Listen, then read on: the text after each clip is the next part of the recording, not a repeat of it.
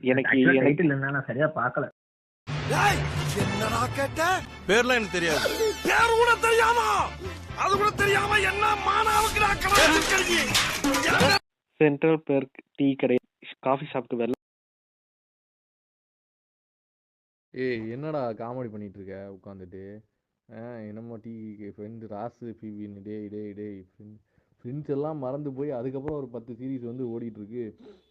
இப்போ போயிட்டு central park tea கடை அது இதுன்னு எவன்டா பார்ப்பான்? அந்த இது மாதிரி இருக்குடா, அந்த இந்த டிவியில் வரும்ல ஒன்று, என்னது ஃப்ரெண்ட்ஸ் அப்படியே காப்பி பண்ணி ஒரு சீரியல் ஒன்று வச்சுருப்பானுங்க.